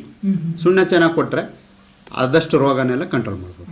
ಸರ್, ಈಗ ಈ ರೇಷ್ಮೆ ಹುಳುಗಳ ಮೊಟ್ಟೆ ಅಂದಾಗ್ಲಿಂದ ಹಿಡಿದು ಅದು ಗೂಡು ಕಟ್ಟೋ ತನಕ ಅದರ ಖರ್ಚುಗಳು ಹೇಗೆ ಬರ್ತಾ ಇರುತ್ತೆ ಸರ್? ಆ ಖರ್ಚನ್ನ ಯಾವ ರೀತಿ ನಿರ್ವಹಣೆ ಮಾಡಬೇಕಾಗುತ್ತೆ ಸರ್? ಈಗ ಒಂದು 100 ಮೊಟ್ಟೆ ತಂದರೆ 3,500 ರೂಪಾಯಿ 4,000 ರೂಪಾಯಿ ಚಾಕಿ ಒಳಗೆ ತಗೋತಾರೆ. ಅಲ್ಲಿಂದ ತಂದ ಮೇಲೆ ನಾವು ಒಟ್ಟು 22ರಿಂದ 23 ದಿನ ಮೇಯಿಸ್ಬೇಕು. ಅಲ್ಲಿವರೆಗೆ 100 ಮೊಟ್ಟೆಗೆ ಪ್ರತಿ 100 ಮೊಟ್ಟೆಗೆ 2 ಆಳು ಬೇಕಾಗುತ್ತೆ ನಮ್ಮ ಜೊತೆಗೆ 20 ದಿನದವರೆಗೂ. ನಾವು 500 ಮೊಟ್ಟೆ ಮೇಯಿಸ್ತೀನಿ ಅಂದರೆ 10 ಆಳು ಬೇಕಾಗುತ್ತೆ. ಸ್ಟಾರ್ಟಿಂಗಿಂದ 3ನೇ ಜ್ವರ 4ನೇ ಜ್ವರಕ್ಕೇನು ಅಷ್ಟು ಎಕ್ಸ್ಪೆನ್ಸಿವ್ ಆಗಲ್ಲ. ನಮಗೆ ಬೇಕಾಗೋದು 4ನೇ ಜ್ವರಕ್ಕೆ ಎದ್ದ ಮೇಲೆ 6 ದಿನ 7 ದಿನ ಸೊಪ್ಪು ಕೊಡ್ತೀವಲ್ಲ ಸರ್, ಆವಾಗ ಆಳನ್ನು ಜಾಸ್ತಿ ತಿನ್ನುತ್ತೆ, ಲೇಬರ್ಸ್ ಕಾಸ್ಟ್ ಜಾಸ್ತಿ ಆಗುತ್ತೆ. ಅವತ್ತು 8ರಿಂದ 10 ದಿನ ಬೇಕೇ ಬೇಕು. ಡೈಲಿ 2ರಿಂದ 3 ಸೊಪ್ಪು ಕೊಡಲೇಬೇಕು. ಸೊಪ್ಪಿನ ಪ್ರಮಾಣ ಜಾಸ್ತಿ ಇರುತ್ತೆ. ನಾವು ಸ್ಟಾರ್ಟಿಂಗ್ ಎಲ್ಲ ಬರೀ 2 ಪಿಂಡಿ 3 ಪಿಂಡಿಲಿ ಕೊಡ್ತೀವಿ 100 ಮೊಟ್ಟೆ ಲೆವೆಲ್ಗೆ. ಆದರೆ 500 ಮೊಟ್ಟೆಗೆ ಹೋದಾಗ ಅದನ್ನು ಪ್ರಮಾಣ 5 ಪಟ್ಟು ಜಾಸ್ತಿ ಐತೆ. ಹಂಗೆ 4ನೇ ಜ್ವರ ಪ್ರಾಸ ಆಯ್ತಿಂದಿಗೆ ಅದರ 5 ಪಟ್ಟು ಆಗುತ್ತೆ. ಸೊ ಹಂಗಾಗಿ ಈಗ 10 ಪಿಂಡಿ ಕೊಡ್ತಿದ್ದ ಪಿಂಡಿ 50 ಪಿಂಡಿ ಆಗುತ್ತೆ. ಆ ಪ್ರಮಾಣ ಜಾಸ್ತಿ ಆದಾಗ ಲಾಸ್ಟ್ ಟೈಮ್ ಸೊಪ್ಪು ಕೊಡುವಾಗ ಕಾರ್ಮಿಕರ ಸಂಖ್ಯೆ ಜಾಸ್ತಿ ಬೇಕಾಗುತ್ತೆ. ಕಾರ್ಮಿಕರ ಖರ್ಚು ವೆಚ್ಚ ಎಲ್ಲ ಹೇಗೆ ನಿರ್ವಹಣೆ ಆಗ್ತಾ ಇದೆ ಸರ್? ಮಾಡಲೇಬೇಕಲ್ಲ ಸರ್, ಮಾಡ್ತಾ ಇದೀವಿ, ಇದರಲ್ಲೇ ಮಾಡ್ತೀವಿ. ಬಟ್ ನಮ್ಗೇನು ಖರ್ಚಲ್ಲಿ ಈಗ ಬಂದಿದ್ದ ಆದಾಯದಲ್ಲಿ 1 ಲಕ್ಷ ರೂಪಾಯಿ ಆದಾಯ ಬಂದರೆ 25ರಿಂದ 30 ಸಾವಿರ ರೂಪಾಯಿ ಖರ್ಚೇ ಹೋಗುತ್ತೆ ಸರ್. 30 ಸಾವಿರ ಖರ್ಚೇ ಹೋಗುತ್ತೆ. ಮತ್ತು ತೋಟ ನಿರ್ವಹಣೆಗೆ ಒಂದು 10 ಸಾವಿರ ಹೋಗುತ್ತೆ. ಹೆಂಗೆ ಕಳೆದ್ರು 50ರಿಂದ 60 ಸಾವಿರ ರೂಪಾಯಿ 100 ಮೊಟ್ಟೆಗೆ ಉಳಿತದೆ ಸರ್. ಒಂದು ತಿಂಗಳಲ್ಲಿ 100 ಮೊಟ್ಟೆನ ಮೇಯಿಸ್ತೀವಿ ಅಂದ್ರೆ ಕನಿಷ್ಠ ಅಂದ್ರೆ 1 ಲಕ್ಷದವರೆಗೂ ಆದಾಯ ಇರುತ್ತೆ. ಅದರಲ್ಲಿ ಖರ್ಚು 40 ಸಾವಿರ ರೂಪಾಯಿ ಖರ್ಚು ಹೋಗುತ್ತೆ. ಶೇಕಡ 35ರಿಂದ 40% ಖರ್ಚು ಹೋಗಿರುತ್ತೆ. 40% ಆಗೇ ಆಗುತ್ತೆ ಸರ್ ಖರ್ಚು. ಇವತ್ತಿನ ಪ್ರೆಸೆಂಟ್ ಲೇಬರ್ ಕಾಸ್ಟ್ ಲೆಕ್ಕ ಹಾಕಿದ್ರೆ ಅಷ್ಟು ಖರ್ಚು ಬಂದೇ ಬರುತ್ತೆ ಸರ್. ಸರ್ ಹಾಗೇನೆ ತಾವು ಬೆಳೆದಂತ ಈ ರೇಷ್ಮೆ ಬೆಳೆಯನ್ನ ಯಾವ ರೀತಿ ಎಲ್ಲ ಮಾರುಕಟ್ಟೆ ವ್ಯವಸ್ಥೆ ಮುಖಾಂತರ ಅದನ್ನ ಮಾರಾಟ ಮಾಡ್ತಾ ಇದ್ದಾರೆ ಸರ್? ಸರ್ ನಾವಿಲ್ಲಿ ಎಲ್ಲ ಗೂಡನ್ನೆಲ್ಲ ಶೇಖರಣೆ ಮಾಡಿ ಚಂದ್ರಿಕೆಯಿಂದ ಬಿಡಿಸಿ ಎಲ್ಲಾನು ಒಂದು ಕಡೆ ಸ್ಟೋರೇಜ್ ಮಾಡಿ ಒಂದು ಇದರಲ್ಲಿ ಚೀಲದಲ್ಲಿ ತುಂಬಿ ನಾವು ರಾಮನಗರಕ್ಕೆ ತಗೊಂಡು ಹೋಗ್ತೀವಿ. ರಾಮನಗರನೇ ನಾವು ಮಾರ್ಕೆಟ್ ಸ್ಟಾರ್ಟಿಂಗಿಂದಾನು 2 ವರ್ಷದಿಂದ ರಾಮನಗರಕ್ಕೆ ಅಲ್ಲಿ ರೀಲರ್ಗಳು ಜಾಸ್ತಿ ಇರೋದ್ರಿಂದ ನಮ್ಮ ಗೂಡುಗಳಿಗೆ ಒಳ್ಳೆ ಬೆಲೆ ಸಿಗುತ್ತೆ, ಕಾಂಪಿಟೇಟಿವ್ ಇರುತ್ತೆ. ಸೊ ಹಂಗಾಗಿ ನಾವು ರಾಮನಗರಕ್ಕೆ ಹೋಗ್ತೀವಿ, ನಮ್ಗೆ ಅಲ್ಲೇ ಒಳ್ಳೆ ದರ ಸಿಗುತ್ತೆ ಸರ್. ಅಲ್ಲಿ ಅಂದ್ರೆ ಪ್ರತಿ ತಿಂಗಳು ಕೂಡ ತಾವು ರಾಮನಗರಕ್ಕೆ ಹೋಗಿ? ಹೌದು ಸರ್, ರಾಮನಗರಕ್ಕೆ ಹೋಗಿ ನಾವು ಮಾರ್ಕೆಟಿಂಗ್ ಮಾಡಿ ಬರೋದಲ್ಲಿ, ಇನ್ನೆಲ್ಲೂ ಹೋಗಲ್ಲ. ಮೈಸೂರಲ್ಲಿ ಇದೆ, ಬಟ್ ರೀಲರ್ಗಳು ಕಡಿಮೆ ಇರೋದ್ರಿಂದ ನಮ್ಮ ಗೂಡಿಗೆ ಒಳ್ಳೆ ಧಾರಣೆ ಸಿಗಲ್ಲ. ಸೊ ಹಂಗಾಗಿ ಅಲ್ಲಿ ಕಾಂಪಿಟೇಟಿವ್ ಇರುತ್ತೆ. ನಮ್ಮದು ಗೂಡು ಏನಾದ್ರು ಚೆನ್ನಾಗಿತ್ತು ಅಂದರೆ ರೇಟ್ ಡಿಮ್ಯಾಂಡ್ ಆಗ್ತಾ ಇರುತ್ತೆ. ಸೊ ಹಂಗಾಗಿ ನಾವು ರಾಮನಗರನೇ ಚೂಸ್ ಮಾಡ್ಕೊಂಡಿದ್ವಿ. ಬಟ್ ಅಲ್ಲಿ ರೀಲರ್ಗಳು ಜಾಸ್ತಿ ಬರ್ತಾರೆ. ಸೊ ನಮ್ಮ ಗೂಡ್ಗೂ ಒಳ್ಳೆ ದರ ಸಿಗುತ್ತೆ. ನಮ್ಮ ಗೂಡು ಕ್ವಾಲಿಟಿ ಕ್ವಾಂಟಿಟಿ ಹೆಂಗಿರುತ್ತೆ ಅದ್ರ ಮೇಲೆ ದರ ಸಿಗುತ್ತೆ ಸರ್. ಅಂದ್ರೆ ಕ್ವಾಲಿಟಿ ಮತ್ತೆ ಕ್ವಾಂಟಿಟಿ ಚೆನ್ನಾಗಿತ್ತು ಅಂದ್ರೆ ಏನು ದರ ಇರುತ್ತೆ ಅದಕ್ಕಿಂತ ಹೆಚ್ಚಿನದಾಗೂ ಸಿಗುತ್ತೆ. ಲಾಸ್ಟ್ ಟೈಮ್ ಒಂದು 6 ತಿಂಗಳ ಮುಂಚೆ ಇಡೀ ಮಾರ್ಕೆಟ್ಗೆ ನಮ್ದು ಟಾಪ್ ಆಗಿ ಹೋಗಿತ್ತು ರೇಟ್. ನಮ್ದು ಒಳ್ಳೆ ಗೂಡು ಬಂದಿತ್ತು, ಚೆನ್ನಾಗಿ ಬಂತು. ನಮ್ದು ಫಸ್ಟ್ ಒಳ್ಳೆ ಟಾಪ್ ರೇಟ್ ಆಗಿತ್ತು ಮಾರ್ಕೆಟ್ಗೆ. ಸರ್ ಈಗ ಉತ್ತಮವಾದ ಬೆಳೆಯನ್ನ ಪಡ್ಕೊಳ್ಳೋ ನಿಟ್ಟಿನಲ್ಲಾಗಿರ್ಬೋದು ಅಥವಾ ಖರ್ಚನ್ನ ಕಡಿಮೆ ಮಾಡೋ ನಿಟ್ಟಿನಲ್ಲಾಗಿರ್ಬೋದು ಸರ್, ತಮ್ಮ ಜೊತೆ ಈ ಕೃಷಿನಲ್ಲಿ ಕುಟುಂಬದವ್ರು ಏನಾದ್ರು ಸಹಕಾರದಿಂದ ಜೊತೆಗೆ ಏನಾದ್ರು ಇದ್ದಾರಾ? ಹೌದು ಸರ್, ನಮ್ಮ ಮನೆಯವರೆಲ್ಲ ಸಹಕಾರ ಕೊಟ್ರೇನೆ ಮಾಡೋಕ್ಕಾಗೋದು. ಯಾವುದೇ ವ್ಯವಸಾಯ ಮಾಡಬೇಕು ಅಂದ್ರೆ ಮನೆ ಸಹಕಾರ ಇಲ್ಲದೆ ನಾವು ಏನು ಮಾಡೋಕ್ಕಾಗಲ್ಲ. ಮನೆಯವರ ಸಹಕಾರ ಮೇಯ್ನು. ನಮ್ಮ ಅಣ್ಣ ತಮ್ಮದಿರೇ ಆಗಲಿ, ನಮ್ಮ ಫ್ಯಾಮಿಲಿನೇ ಆಗಿರಲಿ, ಎಲ್ಲರೂ ನಮ್ಮ ಮಕ್ಕಳಿಂದನೂ ಸಹ ಬಂದು ನಮಗೆ ಸಪೋರ್ಟ್ ಮಾಡ್ತಾರೆ. ಸೊ ಹಂಗಾಗಿ ಮನೆ ಸಪೋರ್ಟ್ ಇಲ್ಲ ಅಂದ್ರೆ ವ್ಯವಸಾಯ ಮಾಡೋದು ಕಷ್ಟ ಇವತ್ತಿನ ದಿನದಲ್ಲಿ. ಜೊತೆಗೆ ಲೇಬರು ಖರ್ಚು ಉಳಿತದೆ. ಬಟ್ ಲೇಬರ್ ಮನೆಯವರು ಮಾಡ್ತೀನಿ ಅನ್ನೋಕ್ಕೂ ಆಗಲ್ಲ. ಜೊತೆಗೆ ಲೇಬರ್ ಹಾಕೊಂಡು ಮನೆಯವರು ಮೇಂಟೈನ್ ಮಾಡಿದ್ರೆ ಸುಲಲಿತವಾಗಿ ಬೆಳೆ ಬೆಳ್ಕೊಂಡು ಹೋಗ್ಬೋದು. ಬೈ ಚಾನ್ಸ್ ಇವತ್ತು ಲೇಬರ್ ಕೈ ಕೊಟ್ಟಾಗ ನಾವು ಮನೆಯವರು ಮಾಡೋಕ್ಕೆ ರೆಡಿ ಇರಬೇಕು, ಸಿದ್ಧರು ಇರಬೇಕು ಸರ್. ಆವಾಗಿದ್ದಾಗ ನಾವು ಪ್ರತಿಯೊಂದು ಬೆಳೆ ಮಾಡೋಕ್ಕೂ ಸಪೋರ್ಟ್ ಮಾಡೋಕ್ಕೆ ಮನೆಯವರು ಇರಬೇಕು ಸರ್. ಸರ್ ಹಾಗಿದ್ರೆ ತಾವು ಒಂದು ಪದವಿವರೆಗೂ ಶಿಕ್ಷಣವನ್ನು ಪಡೆದಿದ್ದೀರಾ, ಬೇರೆ ಯಾವುದೇ ಕೆಲಸವನ್ನ ಮಾಡದೆ ತಾವು ಈ ಕೃಷಿನಲ್ಲಿ ತೊಡಗಿಸ್ಕೊಂಡು ಆರಂಭದಲ್ಲಿ ಇತರೆ ವಾಣಿಜ್ಯ ಬೆಳೆಗಳನ್ನ ಬೆಳೀತಾ ಇದ್ರಿ. ಪ್ರಸ್ತುತವಾಗಿ ಈ ರೇಷ್ಮೆ ಬೆಳೆಯನ್ನ ಪ್ರಮುಖ ಬೆಳೆಯನ್ನಾಗಿ ತಾವು ತಗೊಂಡು ಇದರಲ್ಲಿ ತಾವು ಕೃಷಿಯನ್ನು ಮಾಡ್ತಾ ಇರೋದ್ರಿಂದ ಪ್ರಸ್ತುತ ತಮ್ಮ ಆದಾಯದ ಸ್ಥಿತಿಗತಿ ಆಗಿರ್ಬೋದು, ತಮ್ಮ ಆರ್ಥಿಕ ಬೆಳವಣಿಗೆ ಆಗಿರ್ಬೋದು, ಈ ಕೃಷಿನಲ್ಲಿ ಹೇಗಿದೆ ಸರ್? ತುಂಬಾ ಖುಷಿ ಇದೆ, ತುಂಬಾ ಆದಾಯನೂ ಇದೆ, ಆದ್ರೆ ಅಷ್ಟೇ ಶ್ರಮನೂ ಇದೆ. ಶ್ರಮ ಪಟ್ಟರೆ ಯಾವ್ದ್ರಲ್ಲೂ ಲಾಭ ಇಲ್ಲ ಅಂತ ಏನಿಲ್ಲ. ಶ್ರಮ ಪಡಲೇಬೇಕು. ಶ್ರಮ ಪಟ್ಟರೆ ಲಾಭ ಇದೆ ಸರ್, ಮಾಡಬೇಕು. ಶ್ರಮ ಪಡ್ಲಿಲ್ಲ ಅಂತಂದ್ರೆ ಯಾವುದೇ ರೀತಿ ಆದಾಯ ಅಂತೂ ಬರೋಕ್ಕೆ ಚಾನ್ಸ್ ಇಲ್ಲ ಸರ್, ಮಾಡಲೇಬೇಕು. ಸರ್ ಹಾಗಿದ್ರೆ ಪ್ರಸ್ತುತವಾಗಿ ತಮ್ಮ ಮಾತುಗಳನ್ನು ಕೇಳ್ತಿರುವಂಥ ಇತರ ಕೃಷಿಕರು ತಾವು ಕೂಡ ಈ ರೇಷ್ಮೆ ಬೆಳೆಯನ್ನು ಬೆಳಿಬೇಕು, ಇದರಲ್ಲಿ ನಾವೊಂದು ಉತ್ತಮವಾದ ಆದಾಯವನ್ನು ಕಾಣಬೇಕು ಅಂತ ಅಂದ್ಕೊಂಡಿರೋರಿಗೆ ಆರಂಭ ಮಾಡೋ ನಿಟ್ಟಿನಲ್ಲಿ ಈ ರೇಷ್ಮೆ ಬೆಳೆಯನ್ನು ಅವ್ರಿಗೆ ಯಾವ ರೀತಿಯ ಸಲಹೆಗಳನ್ನು ಕೊಡೋದಕ್ಕೆ ಇಷ್ಟಪಡ್ತೀರಾ ಸರ್? ಸರ್ ಸಲಹೆ ಅನ್ನೋದಕ್ಕಿಂತ ಒಂದು ಕಿವಿ ಮಾತು ಅಂತ ಹೇಳ್ತೀನಿ ಸರ್. ಏನಕ್ಕೆ ಅಂದರೆ ಈಗ ನಮ್ಮ ಯುವಕರು ಡಿಗ್ರಿನೋ ಮಾಸ್ಟರ್ ಡಿಗ್ರಿನೋ ಏನೋ ಒಂದು ಪದವಿನೋ ಪಡೆದಿರ್ತಾರೆ. ಸೊ ಅವರು ವ್ಯವಸಾಯಕ್ಕೆ ಹೋಗೋಕ್ಕೆ ಹಿಂದೆ ಬೀಳ್ತಾರೆ. ಕಾರಣ ಏನು? ನಾನು ಓದಿದ್ದೀನಿ, ನನ್ನ ಅಹಾಮು ಇವೆಲ್ಲ ಬಿಟ್ಬಿಡ್ಬೇಕು. ನನ್ನ ಹತ್ರ 2 ಎಕರೆ ಜಮೀನಿರಲಿ, ಲಾಸ್ಟ್ 1 ಎಕರೆ ಜಮೀನಿರಲಿ, ನಾನು ಕೃಷಿ ಇಲ್ಲ, ನನಗೆ ಏನು ಕೆಲಸ ಸಿಕ್ಕಿದ್ರೆ ಹೋಗಿ, ಇಲ್ಲ ಅಂದಾಗ ಸುಮ್ಮನೆ ಐಡ್ಲಾಗಿ ಕೂರಬಾರ್ದು. ಏನಕ್ಕೆ ಅಂದರೆ ನಾವು ಕೃಷಿ ಕುಟುಂಬದಿಂದ ಬಂದಂಥವ್ರು, ಜಮೀನಿರ ಅಂತವ್ರು. ಏನು ಜಮೀನಿಲ್ಲ ಅಂತಲ್ಲ, ಜಮೀನಿದ್ದಾಗ ಏನು ಮಾಡಬೇಕು, ಒಂದು ಅದಕ್ಕೆ ಸೂಕ್ತವಾದ ಮಾರ್ಗಗಳನ್ನ ಉಪಯೋಗಿಸ್ಕೊಂಡು ಬೆಳೆ ಮಾಡೋದನ್ನ ಕಲಿಬೇಕು. ಯಾವ ಥರ ಬೆಳೆ ಮಾಡಬೇಕು, ಆದಾಯ ಮಾಡಬೇಕು. ಈಗ ನೀವು ಒಂದು ಕೆಲಸ ಮಾಡ್ತಾ ಇರ್ತೀರಿ, ಈಗ ನೀವು ಒಂದು ಓದಿದ್ರು ಹೊರಗಡೆ ಹೋಗಿ ಒಂದು ಸೆಕ್ಯೂರಿಟಿ ಕೆಲಸಕ್ಕೋ ಇನ್ನೊಂದಕ್ಕೋ ಯಾವುದೋ ಒಂದು ಸಣ್ಣ ಕೆಲಸಕ್ಕೆ ಅಂತ ಒಂದು ಫ್ಯಾಕ್ಟ್ರಿಗೋ ಹೋಗ್ತೀರಿ. ಎಷ್ಟು ಕೊಡ್ತಾರೆ? 8ರಿಂದ 10 ಸಾವಿರ ಕೊಟ್ಟರೆ ಹೆಚ್ಚು. ಆ ನಗರಗಳಲ್ಲಿ 10 ಸಾವಿರ ರೂಪಾಯಿ ಸಂಬಳ ತಗೊಂಡು ಜೀವನ ಮಾಡೋಕ್ಕೆ ಕಷ್ಟ ಆಗುತ್ತೆ. ಅದರಲ್ಲಿ ಏನು ಉಳ್ಸೋಕ್ಕೂ ಆಗಲ್ಲ. ಆದರೆ ನಮ್ಮ ಸ್ವಂತ ಜಮೀನು ಇರೋದನ್ನೇ ನಾವು ಕೈ ಬಿಟ್ಟು ಬೇರೆ ಕಡೆ ಹೋಗಿ ದುಡಿಯೋ ಬದಲು ಅದೇ ದುಡಿಮೆನ ನಮ್ಮ ಸ್ವಂತ ಜಮೀನಿಗೆ ಹಾಕಿದ್ರೆ ಅದಕ್ಕಿಂತ 5ರಿಂದ 10 ಪಟ್ಟು ನಾವು ಆದಾಯನ ಗಳಿಸ್ಬೋದು.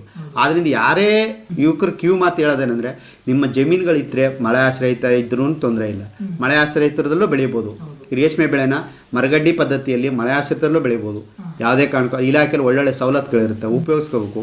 ಉಪಯೋಗಿಸ್ಕೊಂಡು ಮಾಡಿದ್ರೆ ಯಾವುದೇ ರೀತಿ ಮೋಸ ಆಗಲ್ಲ. ಮಾಡಬೇಕು, ಶ್ರಮ ಪಟ್ಟು ನಾನು ಅನ್ನೋ ಹಮ್ಮನ್ನು ಬಿಡ್ಬೇಕು. ನಾವು ಯುವಕರು ಓದಿದ ತಕ್ಷಣ ನಾವೇನು ಇದಲ್ಲ, ಅದನ್ನು ಮಾಡಿದ್ರೆ ಯಾವುದೇ ರೀತಿ ಇದಾಗಲ್ಲ. ಅದಕ್ಕೆ ಹೊರಗಡೆ ಹೋಗಿ ದುಡಿಯೋ ಬದಲು ಅದೇ ಶ್ರಮನ ನಮ್ಮ ಜಮೀನುಗಳಲ್ಲಿ ನಮ್ಮ ಹೊಲಗಳಲ್ಲಿ ಹಾಕಿ ಬೆಳೆದ್ರೆ ಅಲ್ಲಿ ಬರೋಂಥ ಆದಾಯಕ್ಕಿಂತ ಹೆಚ್ಚು ಪಟ್ಟು 5ರಿಂದ 10 ಪಟ್ಟು ನಾವು ಆದಾಯನ ನಾವು ಇಲ್ಲೇ ಶ್ರಮದಿಂದ, ಆಮೇಲೆ ಅಲ್ಲಿ ಇಷ್ಟು ಅವರು ಕೆಲಸ ಮಾಡಬೇಕು ಅಂತ ರೂಲ್ಸ್ಗಳಿರುತ್ತೆ ಫ್ಯಾಕ್ಟ್ರಿಗಳಲ್ಲಿ ಆಗಲಿ ಇನ್ನೊಂದು ಕಡೆ ಆಗಲಿ. ಆದರೆ ಆ ಥರ ಇಲ್ಲ. ನಮ್ಮ ಖುಷಿ ಬಂದಾಗ ಕೆಲಸ ಮಾಡಿ ಅರ್ಧ ಗಂಟೆ ಅಲ್ಲ 2 ಗಂಟೆ ರೆಸ್ಟ್ ಮಾಡಿದ್ರು ಯಾರು ಕೇಳೋಷ್ಟು ಇದಿರಲ್ಲ. ಅದನ್ನು ನಾವು ತೊಡಗಿಸ್ಕೋಬೇಕು. ಈಗ ರೈತರು ಇತ್ತೀಚಿನ ದಿನಗಳಲ್ಲಿ ಎಲ್ಲರೂ ವ್ಯವಸಾಯದ ಕಡೆ ಬರ್ತಾ ಇದ್ದಾರೆ. ಅದನ್ನು ವ್ಯವಸಾಯಕ್ಕೆ ಬಂದ ಮೇಲೆ ಅದನ್ನು ಒಳ್ಳೆ ರೀತಿಯಲ್ಲಿ ನಾವು ಸದುಪಯೋಗ ಪಡಿಸ್ಕೋಬೇಕು. ಆಮೇಲೆ ಈ ವರ್ಷಗಟ್ಟಲೆ ಬೆಳೆಗಂತ ಕಾಯೋ ಬದಲು ಪ್ರೆಸೆಂಟಾಗಿ ಹೆಚ್ಚು ಆದಾಯ ಬರೋಂಥ ಬೆಳೆನ ಹುಡುಕ್ಬೇಕು. ಇದೇ ಬೆಳೆ ಅಂತಲ್ಲ, ಯಾವುದೇ ಬೆಳೆನ ಹುಡುಕಿ ಅದನ್ನು ಆದಾಯ ಬರೋಂಥ ಬೆಳೆ ಅಂತ ಮಾಡದೆ ಯಾವುದೇ ರೀತಿ ನಾವು ಬೇರೆ ಕಡೆ ದುಡಿಯೋದಕ್ಕಿಂತ ದುಡ್ಕೊಂಡು ನೆಮ್ಮದಿಯಾಗಿ ಜೀವನ ಮಾಡ್ಬೋದು ಅಂತ ನನ್ನ ಅನಿಸಿಕೆ. ಅಂದ್ರೆ ಈ ಕೃಷಿನಲ್ಲಿ ಅದರದ್ದೇ ಆದಂತ ಮೂಲ್ಯ ಇದೆ, ಅದರದ್ದೇ ಆದಂತ ಆದಾಯ ಇದ್ದೇ ಇದೆ. ಆದ್ರೆ ನಾವು ತೊಡಗಿಸ್ಕೊಳ್ಳೋ ರೀತಿ, ನಾವು ಪಡುವಂತ ಪರಿಶ್ರಮ, ಅದರಲ್ಲಿ ನಾವು ಹೋಗೋ ದಾರಿ ಕರೆಕ್ಟ್ ಆಗಿರ್ಬೇಕು. ಹೌದು, ಉತ್ತಮವಾದ ಕಿವಿ ಮಾತನ್ನೇ ಇವ ರೈತರಿಗೆ ತಾವು ನೀಡಿದ್ರೆ ಸರ್. ಸರ್, ಈಗ ಕಾರ್ಯಕ್ರಮದ ಕೊನೆಯ ಹಂತಕ್ಕೆ ಬರ್ತಾಯಿದೆ ಸರ್. ಕೊನೆಯದಾಗಿ ತಮ್ಮ ಮಾತುಗಳನ್ನು ಕೇಳ್ತಿರುವಂಥ ನಮ್ಮ ಸಮುದಾಯದ ಜನತೆಗಾಗಿರ್ಬೋದು, ಒಟ್ಟಾರೆಯಾಗಿ ತಾಲೂಕಿನ ಜನತೆಗಾಗಿರ್ಬೋದು ಸರ್, ಈ ಕೃಷಿಯ ಮಹತ್ವ ಕುರಿತು ತಾವೇನು ಸಂದೇಶ ಕೊಡೋಕೆ ಇಷ್ಟಪಡ್ತೀರಾ ಸರ್? ಸಂದೇಶ ಕೊಡೋ ಅಷ್ಟು ದೊಡ್ಡವನಲ್ಲ ನಾನು. ಆದರೆ ವ್ಯವಸಾಯದಲ್ಲಿ ತೊಡಗಿಸ್ಕೊಳ್ಳಿ, ಆದರೆ ನೆಮ್ಮದಿ ಇರುತ್ತೆ, ಆರೋಗ್ಯ ಇರುತ್ತೆ. ಪರಿಶ್ರಮ ಪಟ್ಟರೆ ಯಾವುದೇ ರೋಗಗಳಿರಲ್ಲ. ಆದರೆ ನಾವು ಮನಸ್ಸಿಟ್ಟು ಭೂಮಿ ತಾಯಿನ ಸೇವೆ ಮಾಡಿದ್ರೆ ನಮ್ಮ ಆರೋಗ್ಯನೂ ಚೆನ್ನಾಗಿರುತ್ತೆ, ನಾವು ಬಲಿಷ್ಠವಾಗಿರ್ತೀವಿ, ಮತ್ತು ಆದಾಯದಲ್ಲೂ ಹಣಕಾಸಿನಲ್ಲೂ ಚೆನ್ನಾಗಿರ್ತೀವಿ. ಬಟ್ ಮನಸ್ಸಿಟ್ಟು ಅದನ್ನು ಒಂದು ಬೆಳೆ ಫೇಲ್ ಆದ್ರೂ ಮನಸ್ಸಿಗೆಡಬಾರ್ದು, ಧೃತಿಗೆಡಬಾರ್ದು. ಅದು ಮತ್ತೆ ಪ್ರಯತ್ನ ಮಾಡಿ, ಯಾವತ್ತಿದ್ರೂ ಅದ್ರ ಲಾಭ ಇದ್ದೇ ಇರುತ್ತೆ. ನಮ್ಮ ಭೂಮಿನ ನಾವು ಉತ್ತು ಬೆಳೆದ್ರೆ ನಮಗೆ ಒಳ್ಳೆ ಹೆಸರು ಬರುತ್ತೆ, ಒಳ್ಳೆ ಆದಾಯನೂ ಇರುತ್ತೆ, 4 ಜನಕ್ಕೆ ಸಮಾನವಾಗಿ ನಾವು ನಿಂತ್ಕೋಬೋದು. ಆದ್ದರಿಂದ ಬೇರೆ ಕಡೆ ಅಲ್ಲಿ ಇಲ್ಲಿ ಹೊರಗಡೆ ಹೋಗಿ ದುಡಿಯೋ ಬದಲು ಇರೋಂಥ ನಮ್ಮ ಜಮೀನುಗಳಲ್ಲಿ ನಾವು ದುಡಿದು ಸಂಪಾದನೆ ಮಾಡಿ 4 ಜನಕ್ಕೆ ಸಮಾನವಾಗಿ ನಿಂತ್ಕೊಂಡಾಗ ನಮಗೂ ಒಂದು ಸಮಾಜದಲ್ಲಿ ಒಳ್ಳೆ ಬೆಲೆ ಸಿಗುತ್ತೆ ಅನ್ನೋದನ್ನ ನನ್ನ ಅನಿಸಿಕೆ ಸರ್. ಈ ಕೃಷಿಲಿ ನಾನು ಪಡ್ತಾ ಇರೋದ್ರಿಂದ ನನ್ನ ಹತ್ರ ಈಗ 10ರಿಂದ 12 ಜನ ಕೆಲಸ ಮಾಡ್ತಾ ಇದ್ದಾರೆ ಸರ್. ಅವ್ರಿಗೆಲ್ಲ ಉದ್ಯೋಗ ಕೊಟ್ಟಿದ್ದೀನಿ. ನಾನು ಒಬ್ಬ ಡಿಗ್ರಿ ಮಾಡಿ ನಾನು ಎಲ್ಲೋ ಹೋಗಿ ಒಂದ್ ಕಡೆ ಕೆಲಸ ಮಾಡ್ಬೋದಿತ್ತು, ನಾನು ಒಬ್ಬನಿಗೆ ಆದಾಯ ಆಯ್ತಿತ್ತು. ಆದ್ರೆ ಈಗ ನನ್ನ ಶ್ರಮದಿಂದ ನಾನು ಮಾಡ್ತಾ ಇರೋ ಕೆಲಸದಿಂದ ಈಗ ನನ್ನ ಹತ್ರ 8 ಜನ ಹೆಣ್ಣು ಮಕ್ಕಳು, 6 ಜನ ಗಂಡು ಮಕ್ಕಳು ನಿರಂತರವಾಗಿ ದುಡಿತಾ ಇದ್ದಾರೆ. ಅವ್ರಿಗೆಲ್ಲ ಅವ್ರ ಜೀವನಕ್ಕೆ ಆಶ್ರಯ ಮಾಡಿಕೊಟ್ಟಿದ್ವಿ. ಚೆನ್ನಾಗಿ ದುಡಿತಾ ಇದ್ದಾರೆ, ಯಾವಾಗಲೂ ನನ್ನ ಇದರಲ್ಲೇ ಕೆಲಸ ಮಾಡ್ಕೊಂಡಿದ್ದಾರೆ ಸರ್. ನನಗೆ ಅದೊಂದು ಖುಷಿ ಇದೆ. ಯಾಕಂದರೆ ನಾನೊಬ್ಬನೇ ದುಡಿಯೋದಕ್ಕಿಂತ ನನ್ನಿಂದ 10 ಜನಕ್ಕೆ ಕೆಲಸ ಮಾಡ್ತಾ ಇದ್ದಾರಲ್ಲ, ನನಗೆ ಅದು ಖುಷಿ ಇದೆ, ನನಗೆ ಹೆಮ್ಮೆ ಇದೆ. ಅವ್ರ ಜೊತೆ ಸಂತೋಷವಾಗಿ ಜೀವನ ಕಳೀತಾ, ಈ ಕೃಷಿ ಕಷ್ಟ ಇಲ್ಲ ಅನ್ಸೋ ಒಂದು ಇದರಲ್ಲಿ ಇದೀನಿ ನಾನು ಸರ್. ಖುಷಿಯಾಗಿ ಎಲ್ಲರ ಜೊತೆ ಸಂತೋಷವಾಗಿ ಜೀವನ ಮಾಡ್ಬೋದು, ಯಾವುದೇ ಟೆನ್ಷನ್ ಇಲ್ಲದೆ, BP ಇಲ್ಲದೆ, ಶುಗರ್ ಇಲ್ಲದೆ ನೆಮ್ಮದಿಯಾಗಿರ್ಬೋದು ಅನ್ನೋದು ನನ್ನ ಅನಿಸಿಕೆ ಸರ್. ಅಂದ್ರೆ ತಾವು ಪದವಿ ಶಿಕ್ಷಣವರೆಗೂ ಶಿಕ್ಷಣ ಪಡೆದಿದ್ರು, ಬೇರೆ ಕಡೆ ಹೋಗಿ ಒಬ್ಬ ನೌಕರನಾಗಿ ಕೆಲಸ ಮಾಡ್ಬೋದಾಗಿತ್ತು. ಆದ್ರೆ ಪ್ರಸ್ತುತ ಈ ಕೃಷಿನಲ್ಲಿ ತೊಡಗಿಸ್ಕೊಡೋದ್ರಿಂದ ನೀವು 16 ಜನಕ್ಕೆ ಕೆಲಸ ಕೊಟ್ಟು ಮಾಲೀಕರಾಗಿದ್ದೀರಿ. ಹೌದು ಸರ್. ಮಾಲೀಕಾನಿ ಅನ್ನೋದಕ್ಕಿಂತ ನನ್ನ ಸ್ನೇಹಿತರಾಗಿದ್ದಾರೆ ಎಲ್ಲರೂ. ಈಗ ಸರ್ ನಾನು ರೇಷ್ಮೆ ಬೆಳೆ ಜೊತೆಗೆ ನಮ್ಮ ಅಣ್ಣ ತಮ್ಮದಿರು ನಾವು ಎಲ್ಲರೂ ಅವರು ಸಹ ತೊಡಗಿಸ್ಕೊಂಡಿದ್ದಾರೆ. ನನ್ನ ಇದನ್ನ ನೋಡಿ ಅವರು ಸಹ 3 ಜನ 4 ಜನ ಅಣ್ಣ ತಮ್ಮದಿರು ಸರ್ ಎಲ್ಲರೂ ರೇಷ್ಮೆ ಬೆಳೆಯಲ್ಲೇ ತೊಡಗಿಸ್ಕೊಂಡಿದ್ದಾರೆ. ಅವರು ಸಹ 2 ಎಕರೆ ರೇಷ್ಮೆ ಹಾಕಿ ಅವರು ಸಹ ಬೆಳೆ ಬೆಳೀತಾ ಇದ್ದಾರೆ ಸರ್. ಈಗ ಬಹಳ ಸಂತೋಷ. ಇಷ್ಟೊತ್ತು ನಮ್ಮ ರೈತ ಧ್ವನಿ ಕಾರ್ಯಕ್ರಮದಲ್ಲಿ ಭಾಗವಹಿಸಿ ತಮ್ಮ ಈ ಕೃಷಿಯ ಅನುಭವ ಆಗಿರ್ಬೋದು, ಪ್ರಸ್ತುತ ರೇಷ್ಮೆ ಬೆಳೆಯನ್ನು ಬೆಳೀತಿರೋದರ ಕುರಿತಾಗಿರ್ಬೋದು, ಯಾವ ರೀತಿಯಲ್ಲಿ ಈ ರೇಷ್ಮೆ ಬೆಳೆಯನ್ನು ಬೆಳೆಯೋದಕ್ಕೆ ಶುರು ಮಾಡಿದ್ರಿ, ಈ ರೇಷ್ಮೆ ಬೆಳೆಯನ್ನು ಆರಂಭ ಮಾಡಿದಂಥ ಸಂದರ್ಭದಲ್ಲಿ ಇಲಾಖೆ ತಮಗೆ ಯಾವ ರೀತಿಯೆಲ್ಲ ಸಹಕಾರ ಕೊಡ್ತು, ತಾವು ಯಾವ ರೀತಿಯಲ್ಲಿ ಇಲಾಖೆಯಿಂದ ಸೇವಾ ಸೌಲಭ್ಯಗಳನ್ನ ಪಡ್ಕೊಂಡ್ರಿ, ಪ್ರಸ್ತುತ ಯಾವ ರೀತಿಯಲ್ಲಿ ಈ ರೇಷ್ಮೆ ಬೆಳೆಯನ್ನು ಬೆಳೀತಾ ಇದ್ದೀರಾ, ಇದರಲ್ಲಿ ಯಾವ ರೀತಿಯಲ್ಲಿ ಒಂದು ಆದಾಯವನ್ನು ಕಾಣ್ತಾ ಇದ್ದೀರಾ ಅನ್ನೋ ಕುರಿತು, ಮತ್ತು ಪ್ರಸ್ತುತವಾಗಿ ಮುಂಬರುವಂಥ ಯುವ ರೈತರು ಈ ಕೃಷಿನಲ್ಲಿ ತೊಡಗಿಸ್ಕೊಳ್ಬೇಕು ಅಂದರೆ, ಅದರಲ್ಲೂ ವಿಶೇಷವಾಗಿ ಈ ರೇಷ್ಮೆ ಬೆಳೆಯನ್ನು ಮಾಡಬೇಕು ಅಂದರೆ ಯಾವ ರೀತಿಯಲ್ಲಿ ಅವರೊಂದು ಕ್ರಮಗಳನ್ನ ತಗೋಬೇಕು, ಅದರಲ್ಲಿ ಈ ಕೃಷಿನಲ್ಲಿ ಸತತ ಪ್ರಯತ್ನ ಮತ್ತು ಶ್ರದ್ಧೆ ಇದ್ದರೆ ಯಾವ ರೀತಿಯಲ್ಲಿ ನಾವು ಯಶಸ್ಸನ್ನು ಕಾಣ್ಬೋದು, ಉತ್ತಮವಾದ ಜೀವನವನ್ನು ನಡೆಸ್ಬೋದು ಅನ್ನೋ ಕೂತು ತಮ್ಮ ಅನುಭವದ ಪ್ರಕಾರ ಒಂದಷ್ಟು ಉಪಯುಕ್ತ ಮಾಹಿತಿಯನ್ನು ನಮಗೆ ಹಾಗೂ ನಮ್ಮ ಕೇಳುಗರಿಗೆ ತಾವು ನಮ್ಮ ಕಾರ್ಯಕ್ರಮದಲ್ಲಿ ಭಾಗವಹಿಸಿ ತಿಳಿಸ್ಕೊಟ್ಟಿದ್ದಕ್ಕೆ ತಮಗೆ ತುಂಬ ಹೃದಯದ ಧನ್ಯವಾದಗಳನ್ನು ತಿಳಿಸೋದಕ್ಕೆ ಇಷ್ಟಪಡ್ತೀನಿ ಸರ್. ತುಂಬ ಹೃದಯ ಧನ್ಯವಾದಗಳು. Thank you sir.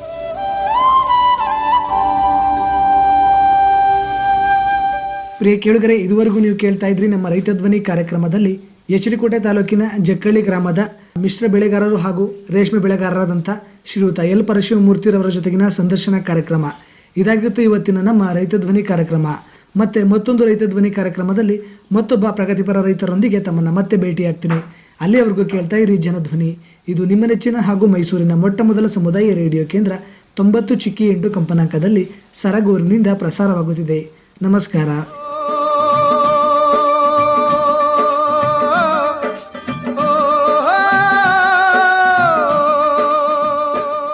ಅನ್ನದಾತನ ಕೂಗಿಗೆ ದನಿಯಾದ ವೇದಿಕೆ. ಪ್ರಗತಿಪರ ರೈತರೊಂದಿಗಿನ ಸಂದರ್ಶನ, ಸಾವಯವ ಕೃಷಿಗೆ ಉತ್ತೇಜನ, ಬಿತ್ತನೆ ಬೀಜ, ರಸಗೊಬ್ಬರ, ಮಿಶ್ರ ಬೆಳೆ, ವಾರ್ಷಿಕ ಬೆಳೆ, ನೀರಾವರಿ ಪದ್ಧತಿ, ಕೃಷಿ ಉಪಕರಣಗಳು, ಬೆಳೆ ರೋಗ ನಿಯಂತ್ರಣದ ಬಗ್ಗೆ ಮಾಹಿತಿ ನೀಡುವ ಹಾಗೂ ಕೃಷಿ, ರೇಷ್ಮೆ, ತೋಟಗಾರಿಕೆ ಇಲಾಖೆಯಿಂದ ಸಿಗುವ ವಿಶೇಷ ಸೇವಾ ಸೌಲಭ್ಯಗಳ ಕುರಿತ ವಿನೂತನ ಕಾರ್ಯಕ್ರಮ.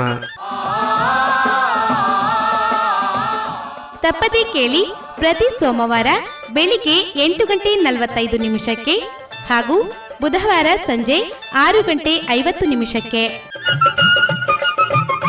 ಮರೆಯದೆ ಕೇಳಿ ನಿಮ್ಮ ನೆಚ್ಚಿನ ಸಮುದಾಯ ಬಾನುಲಿ ಕೇಂದ್ರದಿಂದ.